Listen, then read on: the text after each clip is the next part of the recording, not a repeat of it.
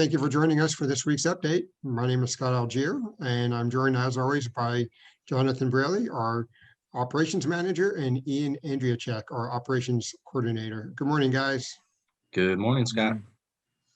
So, John, let's start with you this morning. NSA released a set of vulnerabilities that are used by Chinese hackers. Or what can you tell us about that? Yeah, so they sent out a really good report yesterday on some Chinese state-sponsored hacking groups that are taking advantage of vulnerabilities in the wild. The goal of the report is to provide some knowledge and empower IT staff and security teams to protect their organizations, not just America, but worldwide. So all the vulnerabilities mentioned have been patched at some point, though a lot of companies still haven't taken the time to properly patch those. So it doesn't mean that you're safe. You need to ensure that you're patched correctly against all these vulnerabilities that are in the report. So many of them are actively being used in the wild.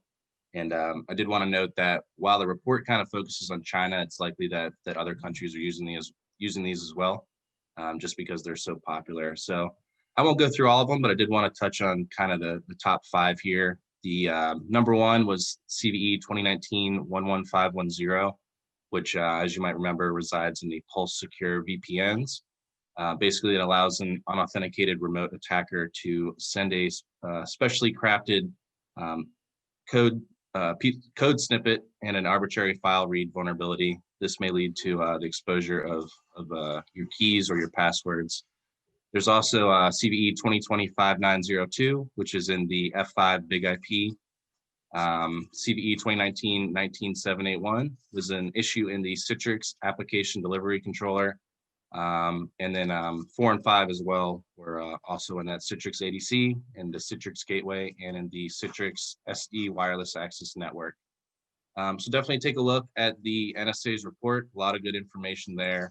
And I think all the vulnerabilities on the list are probably pertinent to most companies. So definitely make sure you're protected. So thank you, Jonathan. So a couple of things to first stop there. So number 1, even though that these are vulnerabilities used by Chinese hackers group, that does not mean that others will not pick up on it and start exploiting them as well.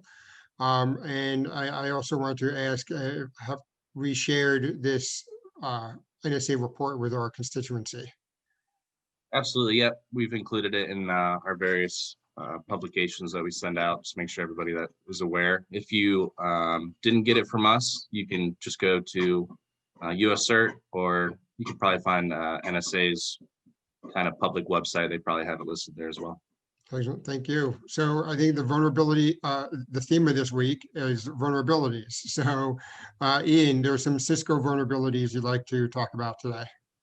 Yeah, thank you, Scott. There were some bugs found in their firewall or firepower threat defense and adaptive security appliance software that has resulted in cross-site request forgery attacks. Currently, there haven't been any reports of the vulnerabilities being exploited in the wild, but CVE 2020-3456 did receive an 8.8 out of 10 on the CVSS scale. Researchers noted that the vulnerability stems from insufficient cross-site request forgery protections in Cisco Firewall Power Manager. CSRF attacks, also known as one-click attacks or session routing, allow unauthorized commands to be submitted on behalf of a user. And by doing this, the impacted applications typically have no idea that the requested commands are coming from an unknown source and could potentially be malicious. So someone could take advantage of this vulnerability by sending a malicious link that one click could allow an attacker to send malicious requests. So the products that are impacted by this vulnerability include Firepower 2100 series when in non-appliance mode, and also Firepower 4100 and 9300 devices as well. In addition to the CSRF vulnerability, Cisco released patches to correct denial of service vulnerabilities in their adaptive security appliance software as well, which could allow devices to reload or restart unexpectedly. So if anyone is using Cisco devices or any of the mentioned software previously, it may be a good idea just to double check and just make sure you're patched and your firmware is up to date. Super. Thank you, Ian. So just to confirm as well, if people want more information on this, I assume Cisco has these publicly available. Oh yes, absolutely. And you always head over to the manufacturer's website, and they have a great support section where you can download your updates and your patches to go and get your secure the devices. Right, great. Thank you, sir. And Jonathan, to close out the vulnerability theme, a Google Chrome 0-day vulnerability. I'm sure that's exciting news. Yeah, so yesterday there was a 0-day reported in Google Chrome, and if you're unfamiliar with 0 days, basically it's a vulnerability that's been not only discovered but usually released to the public, and the company hasn't had a chance yet to patch that. So it's kind of a dangerous situation because if it's being taken advantage of in the wild, there's no patch available. Either you need to come up with a mitigation, or hopefully that the company can patch that as quickly as they can. So I looked up some statistics on Google Chrome. As of June of this year, it accounted for 69% of the global desktop internet browser market. So obviously this is a big situation. So the big CVE was 2020-15-999. That is the one that attackers are actively exploiting in the wild. There were 5 other security bugs that were patched. One was a buffer overflow. There was 3 use after free vulnerabilities. But CVE 2020-15-999, the bug described as a heap buffer overflow is in open source font rendering software called FreeType. So an update is expected over the next few days and weeks. I think most consumers will see the update probably in the next few days. If it takes a while to get the update, it could be that Google needs to work with a vendor to push out the fixes, but they expect this to be patched, in the next week or so.